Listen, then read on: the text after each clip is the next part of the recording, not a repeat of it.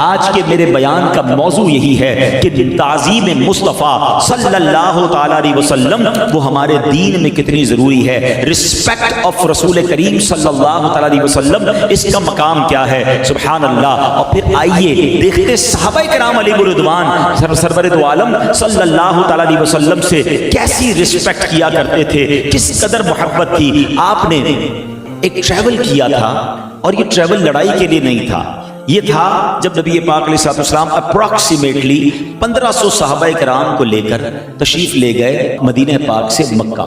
بڑے سال ہو گئے تھے، تقریباً 6 سال ہو گئے تھے مکے سے مدینہ ہجرت ہو چکی تھی، عمرہ نہیں کیا تھا. اچھا میں اور آپ بھی اگر 1-2 سال نہ جائیں، ماشاءاللہ جو جانے والے ہیں، تو کتنی تڑپ اٹھتی ہے. مگر یہاں بات اس کی ہو رہی ہے جس نے 53 سال مکے میں گزارے تھے. روز کعبہ گھر کے سامنے تھا، روز ہی غالباً طواف ہوتا ہوگا، دعائیں ہوتی ہوں گی، عبادت ہوتی ہوں. اب 6 سال ہو گئے تھے، صحابہ کرام تڑپ رہے ہیں. نبی پاک کے دل میں تمنا ہے، اور اب پلان کیا کہ ہم نے جانا ہے عمرہ کرنے. 1500 صحابہ کرام نے احرام پہن لیا، احرام کی نیت بھی کر لی. ٹھیک ہے. اور اب کہاں پہنچے؟ یہ صحابہ کرام پہنچ گئے حدیبیہ کے مقام پر. اب وہاں انٹرسیپٹ کیا گیا، روکا گیا کہ مسلمان تو ہرگز مکے میں داخل نہیں ہو سکتے.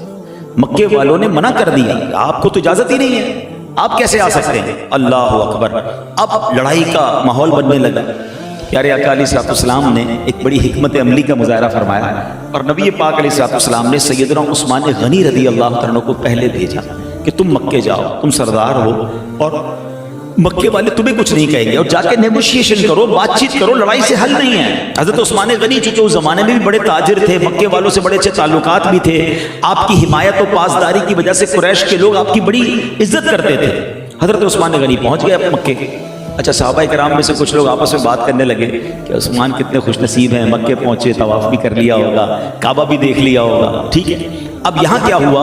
حضرت عثمان غنی رضی اللہ تعالیٰ عنہ جب پہنچے تو آپ نے بات چیت کی، نیگوشیشن شروع کی. تو انہوں نے کہا مسلمانوں کو تو ہم نہیں آنے دیں گے، آپ کے قافلے والوں کو تو ہم مکے نہیں آنے دیں گے، البتہ آپ آئی گئے ہیں، چلے آپ عمرہ ادا کر لیں، آپ طواف کر لیں اور آپ عمرہ ادا کر لیں. اب ذرا لیول آف رسپیکٹ سمجھو. احرام پہن کر اگر کوئی عمرہ نہ کرے، ٹھیک ہے، تو اس پر دم ہو جائے گا، اور کعبے کے سامنے پہنچ گیا ہے. ہمارے یہاں تو جو پہلے احرام پہن لے کہتا ہے بس کسی طرح احرام اتارنے کا طریقہ بتائیں، جلدی سے طواف کروں، صحیح کروں، حلق کرواؤں، احرام اتر جائے. وہ اس حدیبیہ سے مکہ پہنچ چکے، کعبے کے سامنے کھڑے ہیں. اہل قریش کہتے ہیں عثمان تمہارے قافلے والوں کو، تمہارے نبی کو تو عمرہ نہیں کرنے دیں گے، ہاں تم آ گئے ہو، طواف کر لو، کعبہ سامنے ہے، عمرہ کر لو، تم ادا کر لو، اتنی تمہاری ہم رعایت کر دیں گے. اللہ اکبر. حضرت عثمان کہتے ہیں رسول پاک کے بغیر تو میں نے عمرہ ادا نہیں کرنا ہے. سوچو کعبہ سامنے ہے. اب یہ جو نا بات بڑی باریک ہے. لوگ کہتے ہیں یار آپ بہت زیادہ رسپیکٹ کرتے ہیں، بڑی تعظیم کی بات کرتے ہیں. بھائی کعبے کا طواف کس کی عبادت ہے؟ اللہ کی عبادت ہے نا، رب کی عبادت کرنی ہے، کعبہ سامنے موجود ہے.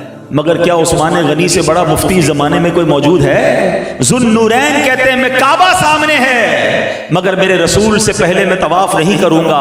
عثمان غنی اللہ اکبر.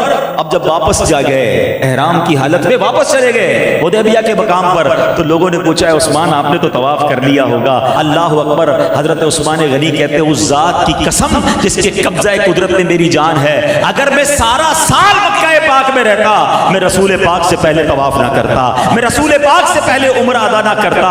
اللہ اکبر. بلکہ میں رسول پاک کے ساتھ بھی جاتا نا، تو جب تک میرے رسول پاک طواف نہ کرتے اس سے پہلے بھی میں طواف نہ کرتا.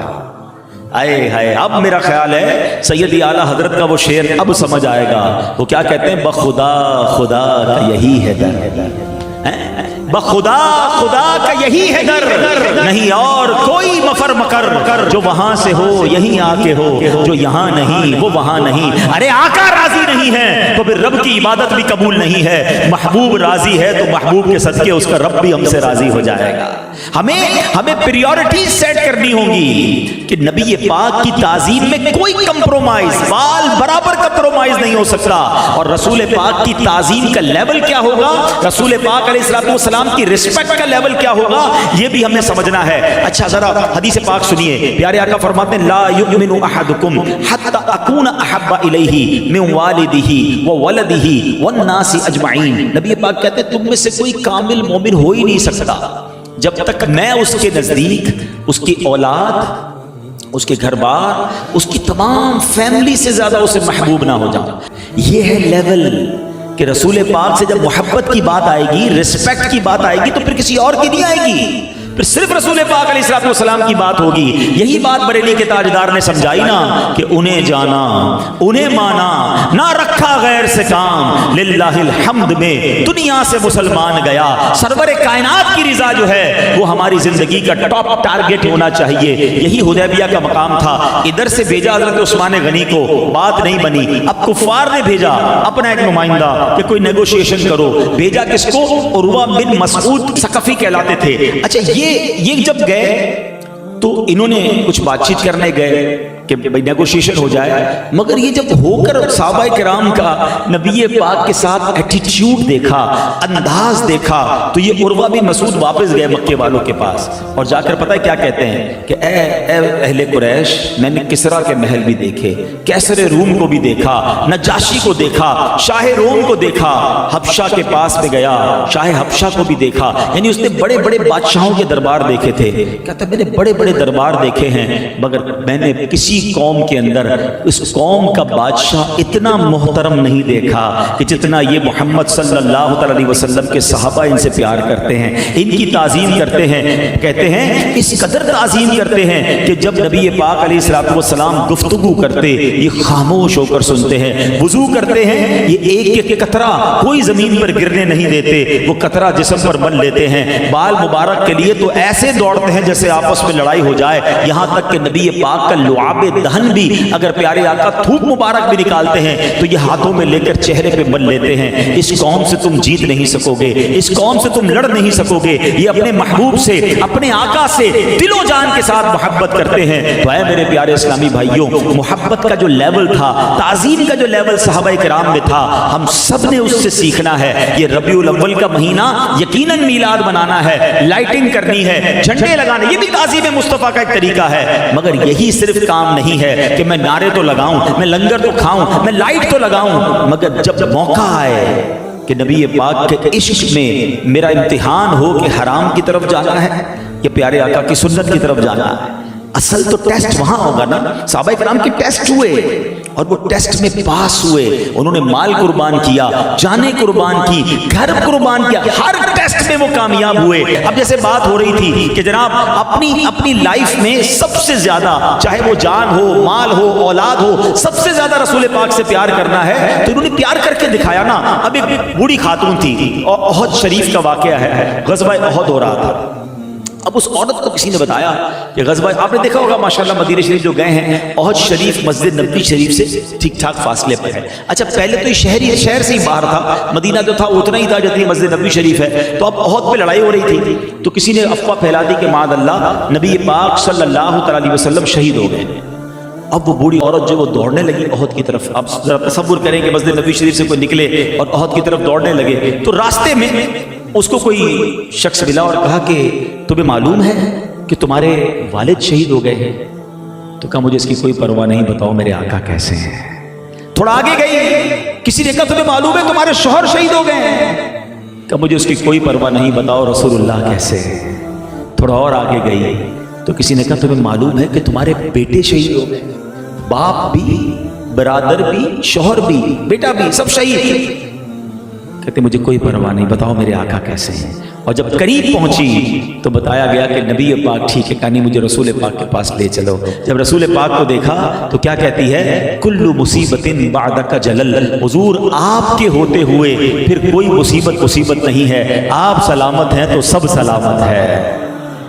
یہ ہم نعرہ لگاتے ہیں انہیں جانا انہیں مانا نہ رکھا غیر سے کام. صحابہ نے پلان کر کے صحابہ نے یہ ثابت کیا کہ نہ رکھا غیر سے کام. سب کچھ رسول پاک کی ذات ہے. تو اے میرے پیارے اسلامی بھائیوں آج کے اس بیان میں ہم نے یہ سیکھا کہ زندگی میں اگر سب سے زیادہ کسی سے محبت کرنی ہے تو جناب رسول اللہ صلی اللہ علیہ وسلم سے کرنی ہے. سب سے زیادہ کسی کی تعظیم کرنی ہے تو جناب رسول اللہ ہمارے آخری نبی صلی اللہ علیہ وسلم سے کرنی ہے. اور ان تعظیم اور محبت کرنے والوں میں صحابہ اور اہل بیت کا نرالا اور اونچا مقام ہے. اس لیے صحابہ اور اہل بیت سے بھی دل و جان سے پیار کرنا ہے اور پھر اس کے بعد اپنی زندگی میں ان کاموں سے بچنا ہے کہ آقا ناراض نہ ہو جائیں, کیونکہ یہ ناراض ہو گئے تو رب بھی ناراض ہو جائے گا اور یہ راضی ہو گئے تو بیڑا پار ہو جائے گا. تو جب بھی زندگی میں کوئی کام کریں, نیا گھر بنا رہا ہوں, دوستوں کی دعوت کر رہا ہوں, گھر میں کوئی تقریر کر رہا ہوں, نیا کاروبار کر رہا ہوں, بس یہ دیکھ لو یہ کام کروں گا